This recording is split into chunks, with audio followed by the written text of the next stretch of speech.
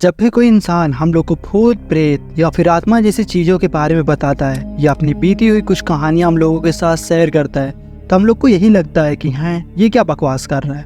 क्या भूत प्रेत आत्मा जैसी चीज़ें इस दुनिया में होती भी होंगी? लेकिन गाइस, यकीन करो, जब ये सारी चीज़ें खुद के साथ होती है तब जाके हमको रियलाइज़ होता है कि इस दुनिया में इंसान के साथ साथ बहुत सी ऐसी चीज़ें रहती हैं जिनसे हमारा सामना रोज़ तो नहीं होता है, लेकिन जिस दिन उनसे सामना हो जाता है इस दुनिया को देखने का नज़रिया ही चेंज हो जाता है। और आज की जो स्टोरी मैं आप लोगों के साथ शेयर करने वाला हूँ, ऐसे ही एक लड़की के बारे में होने वाली है जिसको भूत प्रेत आत्मा जैसी चीज़ों पे यकीन नहीं होता है। ये स्टोरी होने वाली दिल्ली में रहने वाली एक लड़की की। तो स्टोरी स्टार्ट करने से पहले अगर आपको हॉरर एंड मिस्ट्री टाइप की वीडियोस देखना पसंद होगा तो सब्सक्राइब कर लेना इस चैनल को और वीडियो को एक लाइक कर देना। अब चलते हैं स्टोरी की तरफ, और इस स्टोरी को अब हम लोग उसी लड़की के पॉइंट ऑफ व्यू से देखने वाले हैं जिसके साथ ये सारी घटनाएं हुई थी। ठंडी का मौसम जिसका मुझे हमेशा से इंतजार रहता है। जब से मैं दिल्ली आई हूँ मुझे अपने होम टाउन की बहुत याद आती है। मुझे मेरा बचपन याद आता है, कैसे मैं मेरी माँ वहाँ खुशी खुशी रहते थे।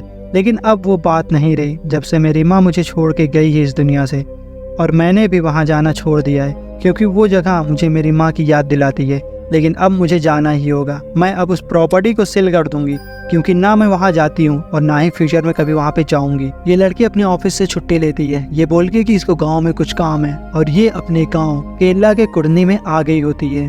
जब तक ये अपने होम टाउन पहुँचती है तो काफी रात हो गई होती है। तो ये जाती है, डिनर करती है और अपने उसी घर में सो जाती है। अगली सुबह मैं नहा धोकर फ्रेश हो गई और मार्केट गई अपनी जरूरत की चीजें लेने के लिए। इतने सालों बाद मुझे इस घर में वही फील आ रही थी। एनीवे, मैं ब्रेकफास्ट करके डीलर्स को कॉल करनी स्टार्ट कर दी और एक डेट फिक्स की। लेकिन मेरे घर की हालात कुछ खास अच्छे नहीं थे, इसीलिए डीलर ने मुझे उसे थोड़ा सा रेनोवेट करवाने को कहा जिससे घर जल्दी और आराम से बिक भी जाएगा। और मुझे भी ये आइडिया सही लगा और मैंने रेनोवेटिंग स्टार्ट करवा दी। मुझे यहाँ ज़्यादा टाइम वेस्ट नहीं करना था तो मैंने नेक्स्ट डे से ही वर्क करवाना शुरू कर दिया था।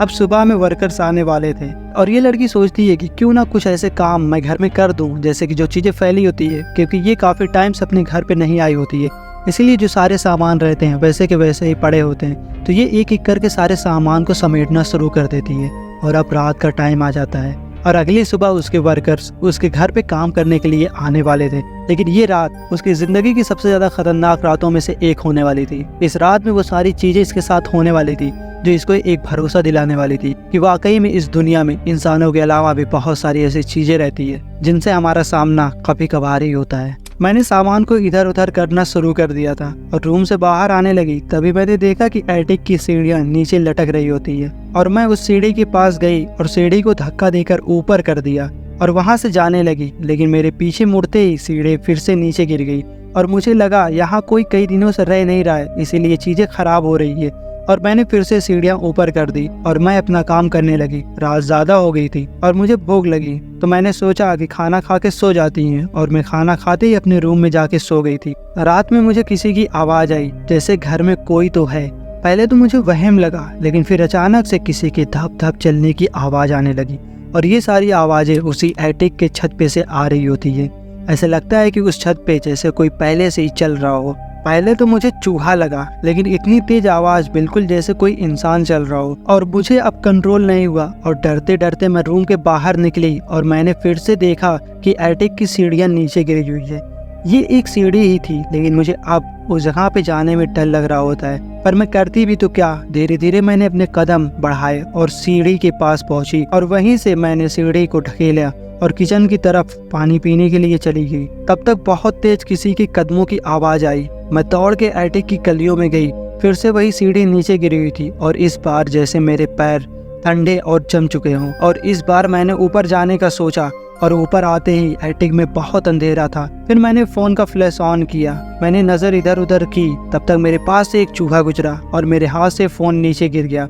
और फिर मैंने नज़र ऊपर की तो किसी की काली शैडो वहीं मेरे सामने खड़ी है और जैसे मुझे ही घूर रही होती है।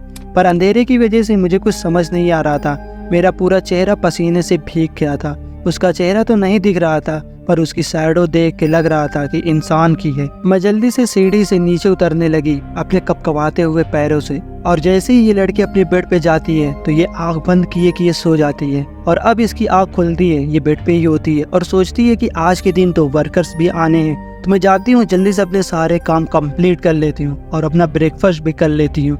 लेकिन जैसे ही बेड से उठती है और ये जैसे ही अपने हॉल में जाती है तो ये देखती है कि अभी भी रात हुई है और अब इसको समझ में नहीं आ रहा होता है कि इसकी नींद कैसे पूरी हो गई है। इस लड़की को लगता है कि जैसे ये पूरे 7-8 घंटे से सो रही हो और अब इसको समझ में नहीं आ रहा होता है कि मेरी नींद तो पूरी हो गई है, लेकिन अभी भी घड़ी में टाइम 3 बज रहे होते हैं। ये लड़की बताती है कि मैं बहुत ज़्यादा कंफ्यूज थी और मुझे डर भी लग रही होती है।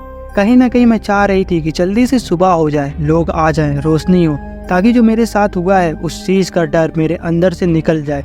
लेकिन अफसोस अभी भी रात के 3 बज रहे होते हैं। अजीब बात तो ये है कि आज मैंने काम 12 बजे तक किया। इतनी थकान होने के बाद भी 2 घंटे में मेरी नींद भी पूरी होगी और मेरी पूरी थकान भी मिट गई होती है। मैं अपने रूम में वापस आके फ़ोन पे अपडेट्स देखने लगती हूँ, लेकिन मेरे फ़ोन में कोई भी नेटवर्क नहीं आ रहा होता है और ऑलरेडी मुझे बहुत ज़्यादा बोरियत हो रही थी। इसीलिए मैं अपने माँ और पापा के रूम में चली गई होती हूँ और वहाँ जाते हैं मुझे पहले की सारी चीज़ें याद आने लगती है। मेरा दिल बहुत तेज धड़कने लगता है। मैं जल्दी से उस रूम को बंद करके वापस आ गई। फिर मैं हॉल में आके सोफे पे बैठ के टीवी देखने लगती हूँ और काफ़ी देर तक टीवी देखने के बाद मैंने विंडो से देखा तो एक डॉगी कंटिन्यू मेरी तरफ ही देखकर भौंक रहा होता है। ये इतना ऑड था, लेकिन मैंने इग्नोर किया और टीवी देखने लगी। एक शो देखते देखते मैंने गौर से टीवी में देखा और मैं टीवी के करीब गई और मैंने गौर से देखा कि टीवी के मिरर में मेरे पीछे एक औरत की शैडो चल रही है जो इधर से उधर हो रही होती है। मैं बस वही देखती रह गई। ऐसा लग रहा था कि मैं अब लॉस्ट हो चुकी हूँ और शायद अब सब खत्म होने वाला है। तब तक उस औरत ने मुझे देखा और ये सब मैं टीवी के मिरर से देख रही होती हूँ। तब तक वो औरत मेरे पास आने लगी। मेरी आँख से आंसू ही नहीं रुक रहे थे डर की वजह से, और अचानक से वो एकदम तेज से पीछे आने लगी और मैं बहुत तेज चिल्लाई और फिर डरते डरते पलट के देखा पर वहाँ पे कोई भी नहीं था। और अब पता नहीं ये सब मेरा वहम था या कुछ और, ये सब मेरे साथ क्यों हो रहा है, आखिर ये सुबह कब होगी। मैंने वॉच में देखा तो 3 बज रहे होते हैं। अभी तक दिन ही कैसे बज सकते हैं, कहीं ये वॉच खराब तो नहीं है। मैंने अपने फ़ोन में देखा, उसमें भी 3 बज रहे होते हैं। ये सब क्यों हो रहा है, कभी शैडो कभी एटिक, और अब ये सब मेरा वहम तो नहीं हो सकता है। क्या मैं टाइम लूप में फंस गई हूँ? शायद इस घर में मैंने यहाँ आने की गलती ही क्यों की। रात का अब ना सोचते हुए मैं बाहर निकल जाती हूँ। इस घर से तो बच जाऊंगी। मैंने डोर खोलने की कोशिश की लेकिन वो लॉक था। ये सब कैसे हो रहा था? मेरी घबराहट बढ़ती ही जा रही थी। कहीं ना कहीं दिमाग सब कुछ जान रहा होता है, बस मैं ही एक्सेप्ट नहीं करना चाह रही थी। और मैं दौड़कर विंडो और अदर डोर चेक करने लगती हूँ। सब कुछ लॉक था और अब मैं होप खो रही थी। ना सुबह होने वाली थी ना ही मैं बचने वाली थी और मैं वहीं फ्लोर पे बैठ कर रोने लगती हूँ। फिर मैंने सोचा कि अपनी जान ज़्यादा कीमती है और फिर ये लड़की सोचती है कि यहाँ पे रोने से कोई भी फ़ायदा नहीं होगा, इससे अच्छा मैं कुछ और कोशिश करती हूँ। और अब ये उन सारी विंडो के शीशा को तोड़ना शुरू कर देती है, उन सारे ग्लासेस को तोड़ती है और ये तोड़कर जैसे ही बाहर कूदती है तो इसकी जान में जान आती है। ये एक राहत की सांस लेती है और ये जैसे ही खड़ी होती है तो ये अपने चारों तरफ देखती है तो वो देखती है कि वो उसी रूम में फंस गई होती है। और अब इसको कुछ भी समझ में नहीं आ रहा होता है कि आखिर में ये सब इसके साथ क्या हो रहा है। क्या ये वाकई में किसी लूप में फंस गई होती है? और तभी सारी लाइट्स फ्लिक होने लगती है। ये सब क्या हो रहा है? मैंने तेज गुस्सा और डर में चिल्लाते हुए कहा कि कौन हो तुम, क्या चाहती हो? और तभी मैं बहुत तेज रोने लगती हूँ और ऐसा लगता है कि मेरे रूम से किसी की बहुत ही अजीब तरह से क्रीपी हंसने की आवाज़ आने लगती है। और अब जैसे मेरी बॉडी से जान निकल रही होती है। मैं कांपते हुए अपने रूम की तरफ गई और अचानक से मैंने दरवाज़ा खोला लेकिन वहाँ पे कोई भी नहीं होता है। और मैं रूम के अंदर आके बैठ गई और थक के होप छोड़कर वहीं बेड पे लेट कर रोने लगती हूँ। तब मुझे ऐसा लगा कि कोई मेरे रूम के कोने में बैठ के बहुत ही अजीब तरीके से हंस रहा होता है। मैं धीरे धीरे उस तरफ मुड़ते हुए देखा लेकिन कोई नहीं था और अचानक मेरे रूम को कोई नॉक करके भाग रहा होता है। और मैं उठकर जैसे ही अपने रूम का डोर खोलती हूँ तो वहाँ पे कोई भी नहीं होता है। और अब मुझे समझ में नहीं आ रहा होता है कि आखिर में अब मुझे क्या करना चाहिए। और मुझे ऐसा लग रहा होता है कि कोई मेरे डोर को नॉक किया और दौड़ के भाग गया होता है। मैंने देखा कि एटिक की स्टेयर्स नीचे गिरी हुई है और लगातार किसी की चलने की आवाज़ एटिक के ऊपर से आ रही होती है। मेरी आंखों से आंसू रुक ही नहीं रहे होते हैं और मैं करीब जाती हूँ और सीढ़ी पकड़ के ऊपर करने लगती हूँ। तब तक अचानक से एक बहुत ही डरावनी औरत एटिक से झांकती है और मेरे ऊपर खून की उल्टी कर देती है और अपनी आंखें बड़ी करके हंसने लगती है। और अब इस टाइम मेरे दिल की धड़कन जैसे थम चुकी थी। मैं बहुत तेज चिल्लाते हुए अपने पेरेंट्स के रूम में चली जाती हूँ। देखती हूँ मेरे पेरेंट्स लड़ रहे होते हैं और कोई दरवाजे के पास खड़ा उनकी लड़ाई देख रहा होता है। और मैं जब दरवाजे के पास जाती हूँ तो देखती हूँ कि वो कोई और नहीं बल्कि मैं होती हूँ। ये मेरे बचपन में हुआ था और मैं वहीं अपने सर पकड़ के बैठ जाती हूँ, आखिर ये सब क्या हो रहा है, और मैं रोने लगती हूँ। और जैसे ही ये अपनी नज़र नीचे करके रोना स्टार्ट करती है, तभी इसके सर पे किसी का हाथ आता है। और जैसे ही अपनी नज़र उठा के देखती है तो ये हाथ उसके पापा का होता है। और उसके पापा उसको देखकर स्माइल कर रहे होते हैं और वो कह रहे होते हैं कि तुम इस जगह को छोड़कर चली जाओ, इस घर को छोड़कर चली जाओ और कभी भी इस घर में वापस मत आना। पर मैं कैसे छोड़ दूँ इस जगह को, मैं तो यहाँ से बाहर ही निकल नहीं पा रही थी। और अब मुझे अपने बचपन की सारी चीज़ें याद आने लगती है, कैसे मेरे बचपन में मेरे पेरेंट्स एक दूसरे से लड़ते रहते थे मेरी ही वजह से, क्योंकि मेरी माँ को मैं पसंद नहीं थी और उनको बेटा चाहिए था। पर मेरे पापा जो मेरे लिए हमेशा मेरी माँ से लड़ते रहते थे। मुझे अपनी माँ से बहुत प्यार था, मैं उनकी अच्छी बेटी बनना चाहती थी और वो भी मुझे प्यार करती थी। लेकिन फिर उन्हें बाद में न जाने क्या होने लगा था और अब मैं अपने साथ सिर्फ मेरी और उनकी अच्छी मेमोरीज लेकर चलती हूँ। न जाने उस रात दोनों ने क्यों एक दूसरे से गुस्से में लड़ाई करके इतना बड़ा कदम उठा लिया था। ये लड़की उस रात की बात शेयर करते हुए बताती है कि उस रात मेरे पापा ने मेरी माँ को गलती से धक्का दे दिया था, जिससे मेरी माँ एक लोहे के ऊपर जाके गिर जाती है और मेरे पापा दूर से ही खड़े इस चीज़ को एक सदमे की तरह देख रहे होते हैं और मेरी माँ रोने लगती है।